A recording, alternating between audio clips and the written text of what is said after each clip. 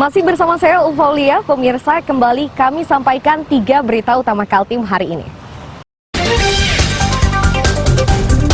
Seorang buron kasus korupsi di Kabupaten Berau menyerahkan diri ke Kejaksaan Negeri.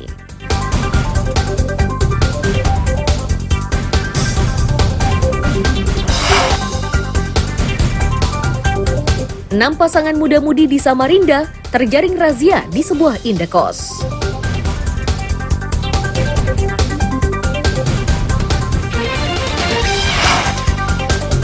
Memasuki musim hujan, BMKG imbau warga lebih waspada terhadap potensi hujan disertai angin deras dan petir.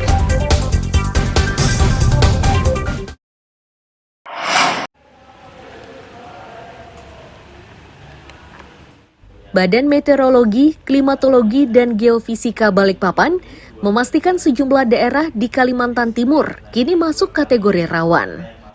Ini setelah hasil analisa mereka didapati potensi hujan sangat tinggi. Daerah-daerah tersebut adalah Kabupaten Mahakam Ulu, Kutai Timur, Kutai Barat, dan Berau. Barat sedikit. Tadinya di sini ya. Iya. Ini sudah. Meski begitu, warga Balikpapan juga harus bersiaga dan waspada.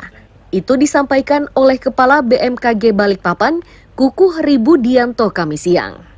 Ia menyatakan curah hujan yang mulai terjadi sejak Oktober 2023 itu berpotensi menimbulkan awan cumulonimbus. Awan ini berpotensi menimbulkan hujan deras, disertai angin kencang hingga puting beliung dan petir.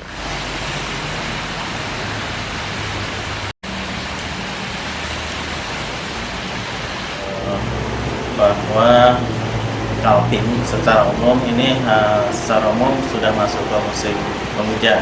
Jadi diawalin di bulan Oktober kemarin dan terakhir di November ini.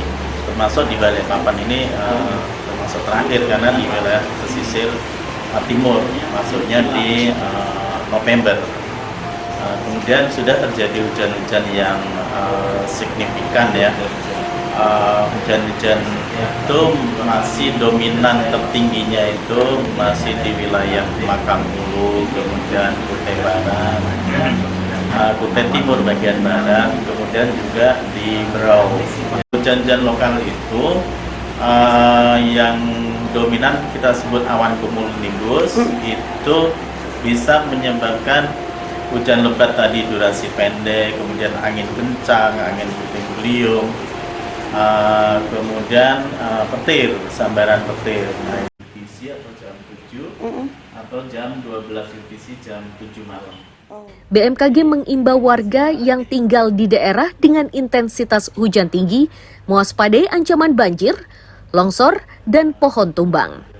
Riani Mantini melaporkan dari Balikpapan. Nanti biasanya ini hilang yang ada di atas ini.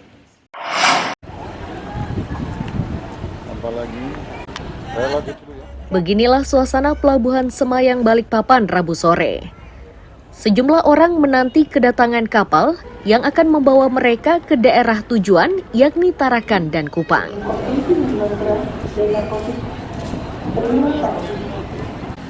Kepala Cabang Pelni Balikpapan Amin Amrullah menyatakan suasana pelabuhan saat ini masih belum ramai. Meski begitu, mereka telah melakukan antisipasi jika terjadi lonjakan jelang Natal dan Tahun Baru. Salah satu langkah yang dilakukan adalah dengan menambah kuota sebesar 20%. Sementara tiket bisa dibeli melalui loket resmi atau melalui daring.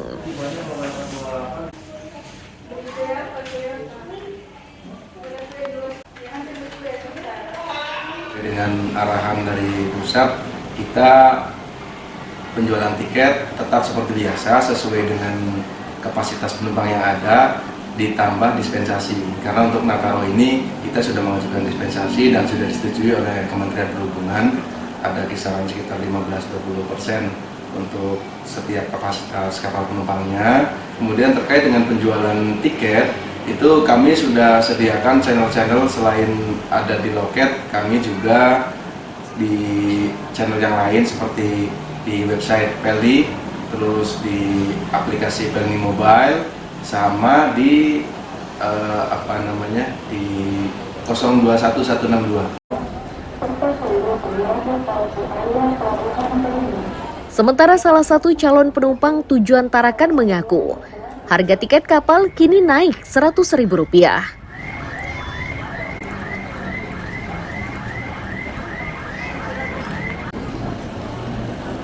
Ini rencana mau berangkat kemana nih Pak? Saya berangkatnya tanggal 12 Ke Tarakan. Tarakan. Ada kenaikan harga tiket nggak Pak dibanding sebelumnya Pak? Ada kenaikan sekitar 100.000. Rp100.000.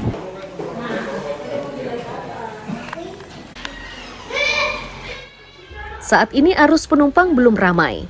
Diperkirakan puncak arus penumpang dari Pelabuhan Semayang Balikpapan ini akan terjadi pada 18 hingga 20 Desember 2023. Riani Mantini melaporkan dari Balikpapan.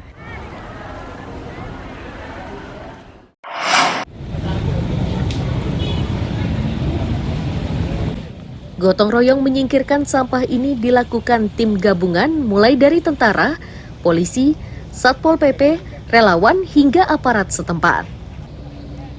Ini mereka lakukan saat merayakan Hari Juang TNI AD ke-78. Kawasan yang disasar yakni Lok Bahu Sungai Kunjang, Rapak Dalam Loajanan Ilir, dan kawasan Pasar Pagi Samarinda Kota. Cukup. Komandan Kodim 0901 Samarinda, Kolonel CZI Eko Supri Setiawan menyatakan, hal pokok yang mereka lakukan kali ini yakni penanaman pohon di bantaran sungai. Ini untuk menyadarkan warga agar kawasan pesisir selalu dijaga hingga tidak terjadi erosi.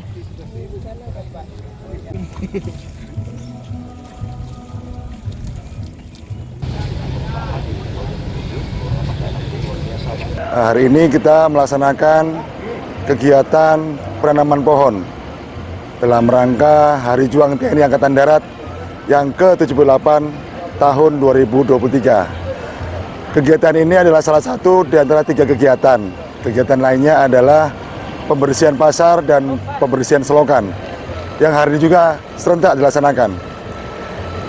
Kami hadir sesuai dengan perintah Bapak Kasat Jenderal TNI Marusi Manjuntak bahwa Angkatan Darat harus jatuh dalam mengutus keseluruhan rakyat sekelilingnya.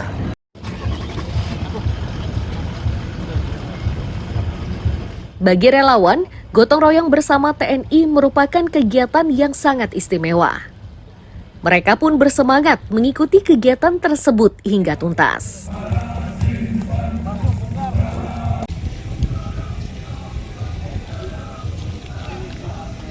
Alhamdulillah kami di Kelurahan Lok Bahu ini terpilih dalam kegiatan bersama Bapak-Bapak TNI dalam rangka Hari Juang TNI ke-78 untuk membersihkan sungai di bantaran Sungai Lok Bahu dan penanaman pohon. Penanaman pohon ya. Ada berapa rekan yang dibawa dari relawan ini? Untuk relawan kami semua kurang lebih 10 anggota, kami turunkan semua untuk mengikuti kegiatan dan membantu Bapak-Bapak TNI. Penanaman pohon ya. Siap. Tadi jenis pohon apa ini Tan kalau tahu?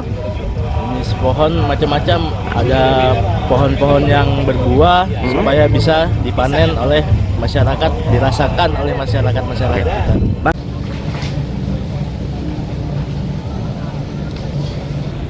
Selain di Samarinda, gotong royong bersih lingkungan dan penanaman pohon juga dilakukan serentak seluruh Kodim se-Indonesia. Iswanto melaporkan dari Samarinda.